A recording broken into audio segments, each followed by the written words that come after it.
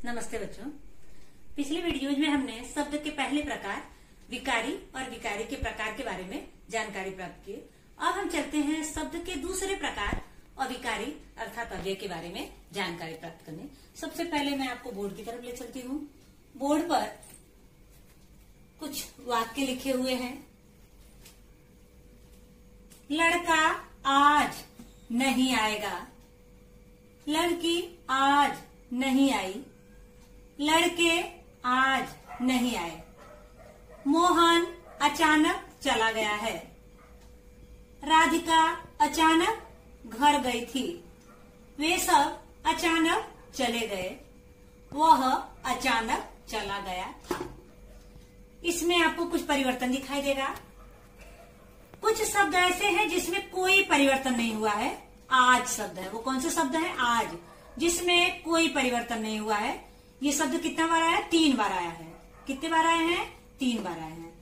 अचानक, अचानक शब्द यहाँ पे 4 बार आया है। इसमें भी कोई परिवर्तन नहीं दिखाई दे रहा है।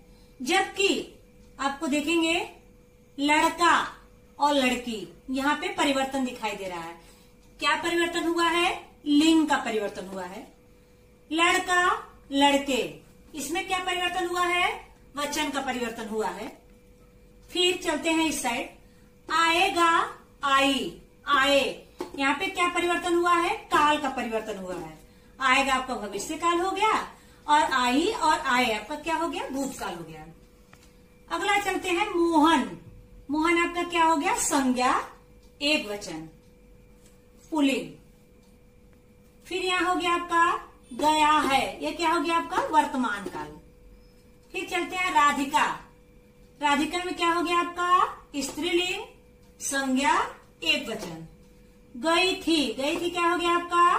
भूतकाल। मतलब यहाँ परिवर्तन हुआ है, यहाँ परिवर्तन हुआ है, लेकिन अचानक में कोई परिवर्तन नहीं हुआ है। वे सब, वे क्या हो गया आपका? सर्वनाम, बहुवचन। फिर चले गए, चले गए आपका क्या हो गया यहाँ पे? भूतकाल। वह आपका क्या हो गया? एक वचन और सर्वनाम। फिर यहाँ पे गया था, गया था क्या हो गया आपका? भूतकाल। अर्थात काल में भी परिवर्तन हुआ है, लिंग में भी परिवर्तन हुआ है, वचन में भी परिवर्तन हुआ। अर्थात जिसमें परिवर्तन होता है उसको हम क्या पढ़ते हैं? विकारी शब्द पढ़ते हैं। लेकिन क्या आज और अचानक में कोई परिवर्तन आपको दिखाई दे रहा है? नहीं। अर्थात जिनमें लिंग, वचन और काल का कोई प्रभाव नहीं पड़ा है उसे हम क्या पढ़ते हैं? अविकारी शब्द, अर्थात क्या पढ़ेंगे? अव्यय पढ़ेंगे। तो चलिए आइए अव्यय की परिभाषा की तरफ चलते हैं। अव्यय किसे कहते हैं? जिन शब्दों पर लिंग, वचन और काल का कोई प्रभाव नहीं पड़ता, अर्थात जिन शब्दों में कभी कोई परिवर्तन नहीं होता, उसे अव्यय कहते हैं। याद हो गया बच्चों? तो आइए एक बार फिर से देखते हैं। जिन शब्दों में लिंग, वचन और काल का कोई प्रभाव नहीं पड़ता, उसे हम क्या कहते हैं? अव्यय कहते हैं। अर्थात जिसमें कोई परिवर्तन नहीं होता, कोई विकार नहीं होता, उसे अव्यय कहते हैं, अर्थात अविकारी शब्द कहते हैं। जिसमें परिवर्तन होता है उसे हम पढ़ चुके हैं, अविकारी शब्द कहते हैं। तो सबसे पहले हम अभी देखेंगे कि अविकारी शब्द, समझ गए आप लोग कि अविकारी शब्द किसे कहते हैं? आप देखोगे लिंग यहाँ पे परिवर्तन हुआ है, लेकिन इसका प्रभाव आज पे नहीं पड़ा है। फिर यहाँ पे वचन में परिवर्तन हुआ है, लेकिन आज पे प्रभाव नहीं पड़ा है। अर्थात लिंग, वचन और काल का जहाँ कोई प्रभाव न हो उसे हम अव्यय कहते हैं। अब चलते हैं अव्यय के प्रकार की तरफ। अव्यय के कितने प्रकार हैं? तो देखते हैं अव्यय के मुख्य कितने प्रकार हैं? 4 प्रकार हैं। कितने प्रकार हैं? 4 प्रकार हैं। पहला क्रिया विशेषण अव्यय, दूसरा समुच्चय बोधक अव्यय, तीसरा संबंध सूचक अव्यय और चौथा विस्मयादि बोधक अव्यय। बच्चों आपको याद हो गया? तो आइए फिर एक बार मैं आपको बता दूं। क्रिया विशेषण अव्यय, समुच्चय बोधक अव्यय, संबंध सूचक अव्यय और विस्मयादि बोधक अव्यय। तो चलते हैं आपको अव्यय के पहले प्रकार क्रिया विशेषण अव्यय किसे कहते हैं? जो अव्यय अपनी क्रिया का स्थान, काल, रीति और परिमाण का बोध कराते हैं उसे क्रिया विशेषण अव्यय कहते हैं। तो देखते हैं फिर एक बार, जो अव्यय अपनी क्रिया का स्थान, काल, रीति और परिमाण का बोध कराते हैं उसे क्रिया विशेषण अव्यय कहते हैं। अर्थात जो क्रिया की विशेषता किसके रूप में? स्थान के रूप में, काल के, रीति के और परिमाण के रूप में बताते हैं उसे क्रिया विशेषण अव्यय कहते हैं। क्रिया विशेषण अव्यय के प्रकार जान लेते हैं पहले कितने हैं। क्रिया विशेषण अव्यय के मुख्य कितने प्रकार हैं? 4 प्रकार हैं। क्रिया विशेषण अव्यय के 4 प्रकार हैं। पहला स्थानवाचक क्रिया विशेषण अव्यय, दूसरा कालवाचक क्रिया विशेषण अव्यय, तीसरा परिमाणवाचक क्रिया विशेषण अव्यय और चौथा रीतिवाचक क्रिया विशेषण अव्यय। तो बच्चों आपको याद हो गया? तो आइए हम फिर दोहराते हैं। पहला स्थानवाचक क्रिया विशेषण अव्यय, दूसरा कालवाचक क्रिया विशेषण अव्यय, तीसरा परिमाणवाचक क्रिया विशेषण अव्यय और चौथा रीतिवाचक क्रिया विशेषण अव्यय। तो सबसे पहला कौन सा है? स्थानवाचक क्रिया विशेषण अव्यय। स्थानवाचक क्रिया विशेषण अव्यय किसे कहते हैं? जिस अव्यय से क्रिया का स्थान सूचित हो, जिस अव्यय से क्रिया का स्थान सूचित हो उसे अव्यय कहते हैं। जिस अव्यय से क्रिया का स्थान सूचित हो उसे स्थानवाचक क्रिया विशेषण अव्यय कहते हैं। तो बच्चों अब चलते हैं स्थानवाचक क्रिया विशेषण अव्यय के उदाहरण की तरफ। जैसे हरिदास भीतर गया। भीतर क्या बता रहा है? आपका स्थान का बोध करा रहा है। आप बाहर रुकिए। बाहर क्या बता रहा है? आपका यहाँ पे स्थान का बोध करा रहा है। वहां बड़ी भीड़ थी। वहां क्या बता रहा है? आपका स्थान का बोध करा रहा है। शेर दूर खड़ा है। दूर क्या बता रहा है? यहाँ पे स्थान का बोध करा रहा है। उधर जाना मना है। उधर क्या बता रहा है? यहाँ पे स्थान का बोध करा रहा है। राम के दूसरी तरफ मेरा घर है। दूसरी तरफ क्या बता रहा है? यहाँ पे स्थान का बोध करा रहा है। अर्थात भीतर, बाहर, वहां, दूर, उधर और दूसरी तरफ, ये किस चीज का बोध करा रहा है? स्थान का बोध करा रहा है। इसलिए यह स्थानवाचक क्रिया विशेषण अव्यय के अंतर्गत आते हैं। तो बच्चों आपको समझ में आ गया उदाहरण के माध्यम से स्थानवाचक क्रिया विशेषण अव्यय।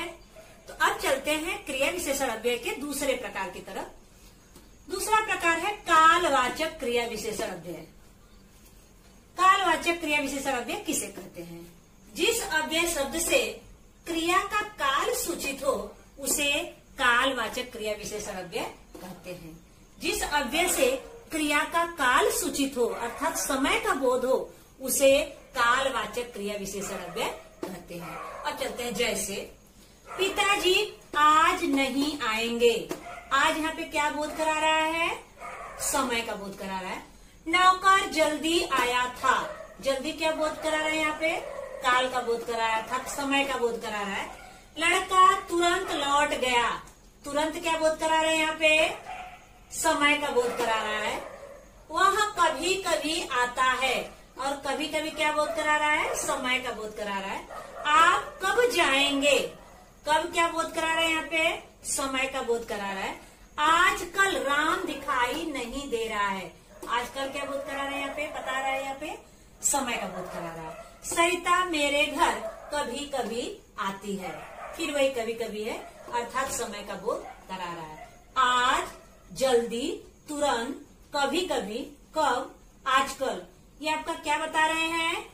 काल का बोध करा रहे हैं। इसलिए ये कालवाचक क्रिया विशेषण अव्यय है अर्थात कालवाचक क्रिया विशेषण अव्यय के अंतर्गत आते हैं। बच्चों आपको समझ में आ गया कालवाचक क्रिया विशेषण अव्यय क्या है उदाहरण के माध्यम से। तो चलते हैं आगे क्रिया विशेषण के तीसरे प्रकार परिमाणवाचक क्रिया विशेषण अव्यय किसे कहते हैं? जिस अव्यय शब्द से अनिश्चित संख्या या मात्रा का बोध हो उसे परिमाणवाचक क्रिया विशेषण अव्यय कहते हैं। एक बार फिर देख लेते हैं। जिस अव्यय शब्द से अनिश्चित संख्या या अनिश्चित मात्रा का बोध हो उसे परिमाणवाचक क्रिया विशेषण अव्यय कहते हैं। जैसे उसने भूख से अधिक खाया, भूख से अधिक खाया, अधिक भी क्या है, अनिश्चित मात्रा का बोध हो रहा है। सुबह हम खूब दौड़े, खूब भी क्या बता रहा है, अनिश्चित मात्रा का बोध करा रहा है। पिताजी ने उसे बहुत समझाया, बहुत भी क्या बता रहा है, अनिश्चित मात्रा का बोध करा रहा है। जितना मिले उतना ले लो, जितना और उतना दोनों क्या बता रहे हैं, अनिश्चित मात्रा का बोध करा रहे हैं। गर्मी बहुत बढ़ रही है, बहुत क्या बता रहा है यहाँ पे, अनिश्चित मात्रा का बोध करा रहे हैं। उनके पास थोड़ा भी समय नहीं था, थोड़ा क्या बता रहा है यहाँ पे, अनिश्चित मात्रा का बोध करा रहा है। अर्थात अधिक, खूब, बहुत, जितना उतना, बहुत और थोड़ा, ये सारे परिमाणवाचक क्रिया विशेषण अव्यय के अंतर्गत आते हैं। अर्थात अनिश्चित मात्रा या अनिश्चित संख्या का बोध कराते हैं। तो प्यारे बच्चों, आपको क्रिया विशेषण अव्यय का तीसरा प्रकार समझ में आ गया, परिमाणवाचक, परिमाण यानी मात्रा, मात्रा का बोध कराना। अब हम चलते हैं क्रिया विशेषण अव्यय के चौथे प्रकार की तरफ कि क्रिया विशेषण अव्यय का चौथा प्रकार क्या है। चौथा प्रकार है रीतिवाचक क्रिया विशेषण अव्यय। तो देखते हैं रीतिवाचक क्रिया विशेषण अव्यय किसे कहते हैं। जिस अव्यय से क्रिया के रीति का बोध हो, जिस अव्यय से क्रिया के रीति का बोध हो उसे रीतिवाचक क्रिया विशेषण अव्यय कहते हैं। जैसे पानी धीरे धीरे बह रहा है, ये पानी का रीत यानी तरीका, ढंग बता रहा है। कैसे बह रहा है, धीरे धीरे, यानी यहाँ पे किसका बोध हो रहा है, रीति का बोध हो रहा है। लड़की चुपचाप खड़ी है, चुपचाप भी क्या हो गया, यहाँ पे रीति का बोध करा रहा है। वहां से धड़ाधड़ गोलियां चलने लगी, कैसे गोलियां चलने लगी, वहां पे धड़ाधड़ गोलियां चलने लगी। अचानक वह चली गई, अचानक भी क्या बोध करा रहा है, यहाँ पे रीति का बोध करा रहा है। दरअसल मुझे राम ने ही बताया था, दरअसल भी क्या बोध करा रहा है, यहाँ पे रीति का बोध करा है। तो बच्चों अब चलते हैं अव्यय के दूसरे प्रकार समुच्चय बोधक अव्यय की तरफ। समुच्चय बोधक अव्यय किसे कहते हैं, जो अव्यय दो शब्दों या दो वाक्यों को जोड़ते हैं उन्हें समुच्चय बोधक अव्यय कहते हैं। आइए एक बार फिर देखते हैं। जो अव्यय दो शब्दों या दो वाक्यों को जोड़ते हैं उन्हें समुच्चय बोधक अव्यय कहते हैं। अब हम चलते हैं उदाहरण की तरफ। जैसे खाट के नीचे कुत्ता या बिल्ली होगी, वह बड़ा विद्वान और चतुर था। सोहन आज आएगा क्योंकि उसने वादा किया है। लोगों ने कहा कि वह कोलकाता चला गया। कोई जवाब न मिला तो वह झोपड़ी में चला गया। अदालत से बच गए पर यहाँ से नहीं बच सकते। राम सरिता के घर गया लेकिन वह नहीं मिली। तो ये सारे उदाहरण हैं समुच्चय बोधक अव्यय के। चलते हैं एक एक की व्याख्या करते हैं। अब यहाँ देखेंगे खाट के नीचे कुत्ता या बिल्ली होगी। अब यहाँ पे जोड़ने का कौन काम किया है, या किसको जोड़ने का, कुत्ता या बिल्ली, यानी दो शब्दों को जोड़ने, कुत्ता बिल्ली को जोड़ने का काम कौन किया है, या, अर्थात या क्या है आपका समुच्चय बोधक अव्यय। दूसरा है वह बड़ा विद्वान और चतुर था। यहाँ पर भी देखिए विद्वान चतुर ये दोनों को जोड़ने का काम कौन किया है, और, अर्थात और क्या है आपका समुच्चय बोधक अव्यय। चलते हैं अगले उदाहरण की तरफ। सोहन आज आएगा क्योंकि उसने वादा किया है। अब सोहन आज आएगा, उसने वादा किया है, ये दोनों वाक्यों को जोड़ने का काम कौन किया है, क्योंकि, अर्थात क्योंकि भी क्या है आपका समुच्चय बोधक अव्यय। लोगों ने कहा कि वह कोलकाता चला गया। अब लोगों ने कहा वह कोलकाता चला गया। लोगों ने कहा वह कोलकाता चला गया। अर्थात दोनों वाक्यों को जोड़ने का काम कौन किया है? कि। अर्थात कि क्या है आपका? समुच्चय बोधक अव्यय। कोई जवाब न मिला तो वह झोपड़ी में चला गया। कोई जवाब न मिला वह झोपड़ी में चला गया। ये दोनों को जोड़ने का काम कौन किया है? तो। अर्थात तो क्या है आपका? समुच्चय बोधक अव्यय। अदालत से बच गए पर यहाँ नहीं बच सकते। अदालत से बच गए, यहाँ नहीं बच सकते। ये दोनों वाक्यों को जोड़ने का काम कौन किया है? पर। अर्थात पर क्या है आपका? समुच्चय बोधक अव्यय। राम सरिता के घर गया लेकिन वह नहीं मिली। राम सरिता के घर गया, वह नहीं मिली। ये दोनों को जोड़ने का काम कौन किया है? लेकिन। अर्थात लेकिन क्या है आपका? समुच्चय बोधक अव्यय। इस प्रकार या, और, क्योंकि, कि, तो, पर, लेकिन, ये क्या है आपका? समुच्चय बोधक अव्यय है। इस प्रकार आप समझ गए कि किस प्रकार दो शब्दों और दो वाक्यों को जोड़ने का काम हो रहा है। आप पहचान जाओगे कि जहाँ पे दो शब्दों या दो वाक्यों को जोड़ने का काम होता है, जो अव्यय करता है उसे समुच्चय बोधक अव्यय कहते हैं। तो प्यारे बच्चों, आपको समझ में आया? अब चलते हैं अव्यय के तीसरे प्रकार, संबंध सूचक अव्यय। संबंध सूचक अव्यय किसे कहते हैं? जिस अव्यय के द्वारा संज्ञा या सर्वनाम का संबंध वाक्य के दूसरे शब्दों के साथ सूचित हो, उन्हें संबंध सूचक अव्यय कहते हैं। प्यारे बच्चों, याद हो गया? तो आइए एक बार फिर देखते हैं। जिस अव्यय के द्वारा संज्ञा या सर्वनाम का संबंध वाक्य के दूसरे शब्दों के साथ सूचित हो, उसे संबंध सूचक अव्यय कहते हैं। अब देखते हैं संबंध किस प्रकार सूचित हो रहा है। उदाहरण में देखते हैं। जैसे मैं उस वृक्ष के पास खड़ा हो गया, लड़का उनके साथ रहने लगा, गाड़ी मथुरा की ओर जा रही थी, मेरे घर के सामने डाकघर है, तुम्हारे बाद कोई नहीं आया, जहाज मेरी तरफ बढ़ने लगी, शक्ति के लिए गौरा को इंजेक्शन दिए जाते थे। अब हम चलते हैं इस सातों उदाहरण में एक एक के बारे में जानेंगे। जैसे यहाँ पे देखिए, मैं उस वृक्ष के पास, पास क्या है यहाँ पे आपका? शब्द। वृक्ष क्या है आपका? संज्ञा। और खड़ा होना क्या है आपका? क्रिया। अर्थात खड़ा होना क्रिया में संबंध स्थापित कर रहा है कौन? वृक्ष। और खड़ा होना में संबंध स्थापित कर रहा है कौन? पास।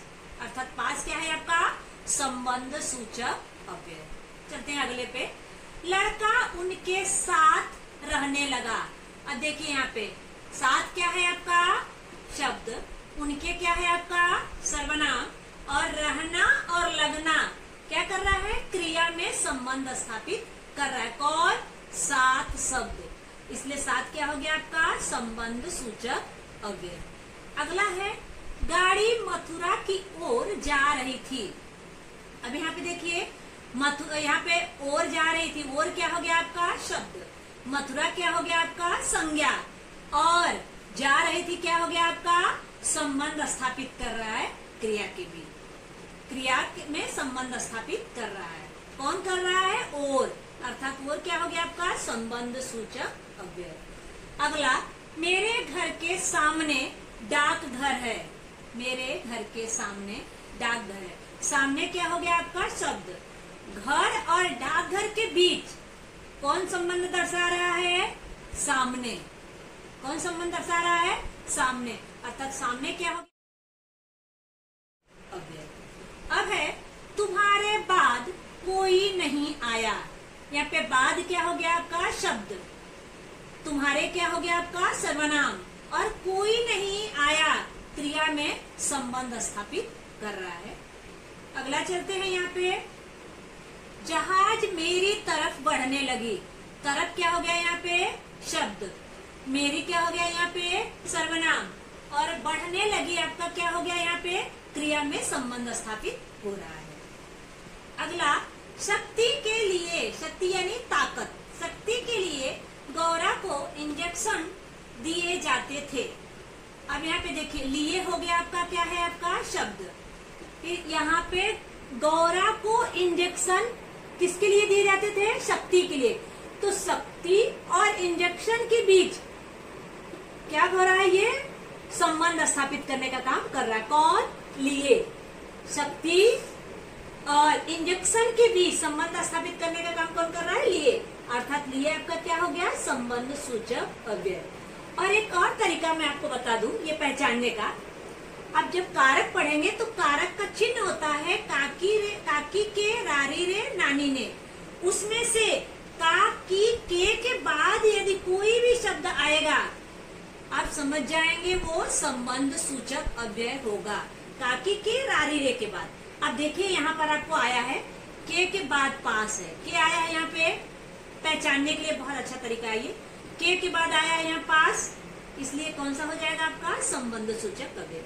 यहाँ भी देखिए के बाद आया है साथ। अगला देखिए की के बाद ये और आया है।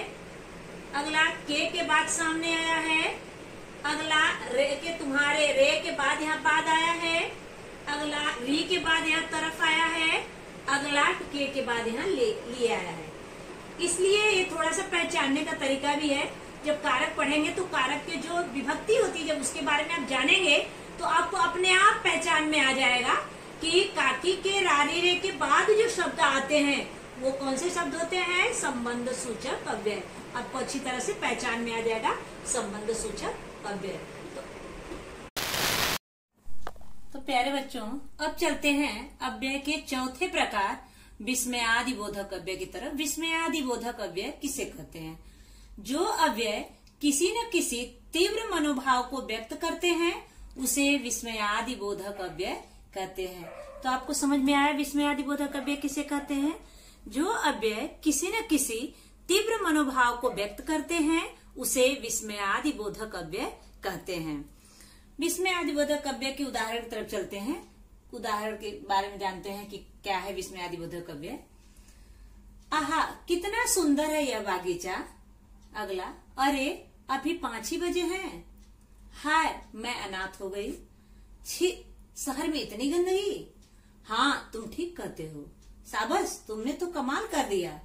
खबरदार, आगे मत बढ़ना। ये आपके उदाहरण हैं। चलिए एक एक के बारे में जानते हैं। आहा, कितना सुंदर है यह बागीचा।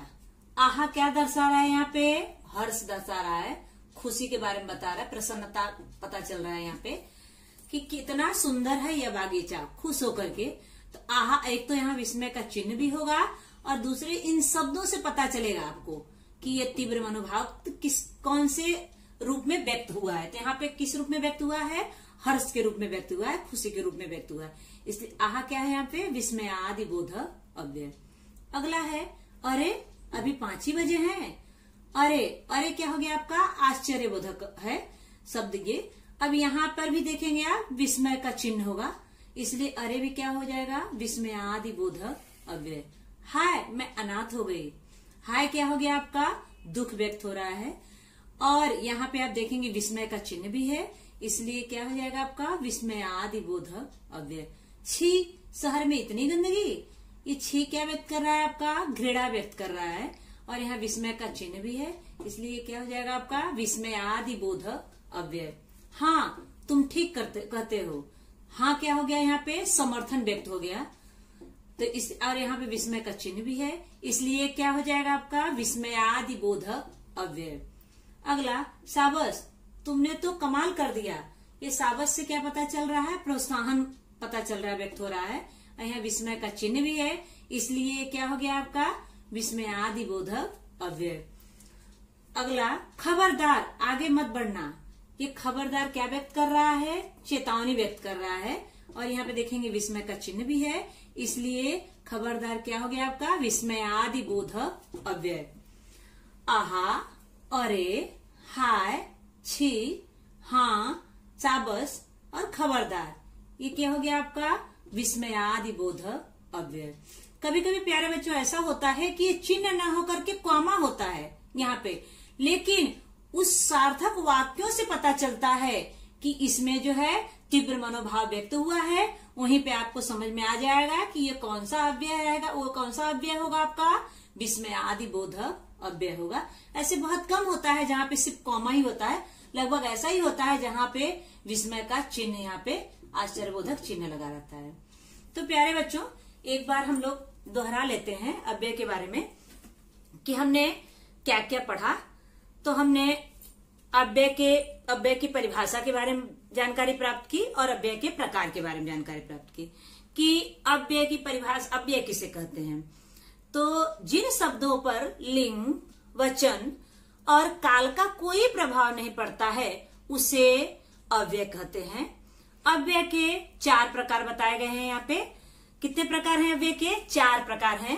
क्रिया विशेषण अव्यय, समुच्चय बोधक अव्यय, संबंध सूचक अव्यय और विस्मयादि बोधक अव्यय। अब सबसे पहले हम क्रिया विशेषण के बारे में जानकारी प्राप्त की कि क्रिया विशेषण अव्यय किसे कहते हैं। तो जहां पर क्रिया की विशेषता बताई जाती है जिन अव्यय के माध्यम से, उसे क्रिया विशेषण अव्यय कहते हैं। क्रिया विशेषण अव्यय में 4 प्रकार बताए गए हैं। कौन कौन सा? स्थानवाचक, कालवाचक, रीतिवाचक और परिमाणवाचक। अब स्थानवाचक में क्या बताया गया है कि जहां पर स्थान का बोध हो। काल में क्या बताया गया है? जहां पे समय का बोध हो। रीति में क्या बताया गया है? जहां पे ढंग, तरीके का बोध हो। और परिमाण में क्या बताया गया है? जहां पे मात्रा का या संख्या का बोध हो। प्यारे बच्चों, हम एक बार जान लें कि परिमाण और परिणाम में कभी कभी आप कंफ्यूज हो जाते हो कि दोनों अलग अलग हैं। परिमाण मतलब मात्रा या नाप तौल का बोध होता है, या अर्थात क्या होता है आपका क्वांटिटी। और परिणाम मतलब जो रिजल्ट आता है उसे हमें क्या कहते हैं? परिणाम कहते हैं। तो इस प्रकार हमने क्रिया विशेषण के 4 प्रकार के बारे में जानकारी प्राप्त की कि आपको जहां भी, कहां, कब, कैसे और कितने के उत्तर में जो भी शब्द आएंगे वो क्रिया विशेषण अव्यय होंगे। उसका अगला है क्रिया विशेषण अव्यय अव्यय के दूसरा प्रकार है समुच्चय बोधक अव्यय। समुच्चय बोधक अव्यय के बारे में हमने जानकारी प्राप्त की कि जो 2 शब्दों या 2 वाक्यों को जोड़ने का जो शब्द काम करते हैं उन्हें हम क्या कहते हैं? समुच्चय बोधक अव्यय। जैसे या, इसलिए, क्योंकि, लेकिन, परंतु, ये सारे क्या हैं आपके? समुच्चय बोधक अव्यय। अगला चलते हैं हम संबंध सूचक अव्यय की तरफ। संबंध सूचक अव्यय किसे कहते हैं? तो जो अव्यय संज्ञा या सर्वनाम का संबंध किसी अन्य शब्द के साथ सूचित करते हैं उसे हम क्या कहते हैं? संबंध सूचक अव्यय कहते हैं।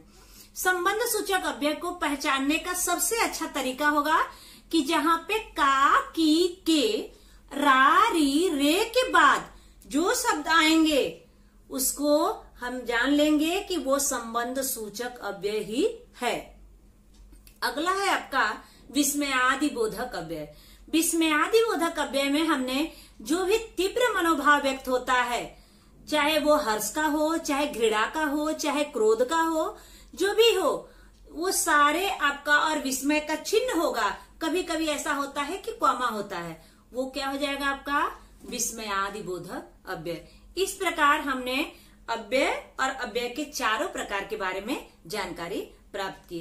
प्यारे बच्चों, पहले एग्जाम में आपके अव्यय को 1 नंबर का पहचानना आता था और 1 नंबर का अव्यय का वाक्यों में प्रयोग करना आता था। लेकिन अभी जो है आपको पहचानना नहीं आता है, अव्यय का वाक्यों में प्रयोग करना आता है। तो आइए देखते हैं अव्यय का वाक्यों में किस प्रकार आप प्रयोग करेंगे। चलिए देखते हैं वाक्यों में प्रयोग। तो मान लीजिए ऐसे शब्द आएंगे आपको परीक्षा में, चाहे बोर्ड में, चाहे जो भी 9th 10th में, आपको परीक्षा में ऐसे शब्द आएंगे। अचानक, अचानक का वाक्यों में प्रयोग करना है। अब वाक्यों में प्रयोग करते समय ध्यान रखना है कि इन शब्दों का जिन वाक्यों में हमें प्रयोग करना है वो वाक्य क्या हो? सार्थक हो। और वाक्यों में प्रयोग करते समय हमें उस पर अंडरलाइन करना नहीं भूलना है। और वाक्य पूरा होने पे आवश्यकता अनुसार जिन विराम चिन्हों का प्रयोग है वहां पे, चाहे वो प्रश्नवाचक है, चाहे वो पूर्ण विराम है, जो भी है, विराम चिन्हों को भी लगाना आवश्यक है, तब जाके आपको पूरा 1 नंबर यहाँ पे मिलता है। तो देखिए बरसात अचानक हो गई, देखिए यहाँ पे अंडरलाइन है, यहाँ पे पूर्ण विराम है और यह सार्थक वाक्य में प्रयोग किया गया है। अगला देखते हैं बाहर, आप बाहर रुकिए। अब यहाँ देखिए पूर्ण विराम भी है, बाहर के नीचे अंडरलाइन भी है और ये सार्थक वाक्य में प्रयोग किया गया है। कभी कभी, राम कभी कभी मेरे घर आता है। अब यहाँ देखिए राम कभी कभी, कभी कभी के नीचे अंडरलाइन है, यहाँ पे पूर्ण विराम है और ये सार्थक वाक्य में प्रयोग किया गया है। क्योंकि नेताजी को गिरफ्तार कर लिया गया क्योंकि उन्होंने कानून तोड़ा था।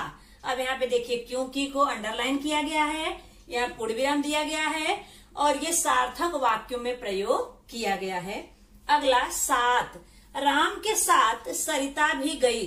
अब यहाँ पे साथ देखिए सार्थक वाक्य में प्रयोग किया गया है, पूर्ण विराम लगाया गया है, इसलिए यहाँ पे अंडरलाइन भी किया गया है, इसलिए ये भी सही सेंटेंस है। अगला और, महात्मा गांधी सत्य और अहिंसा के पुजारी थे।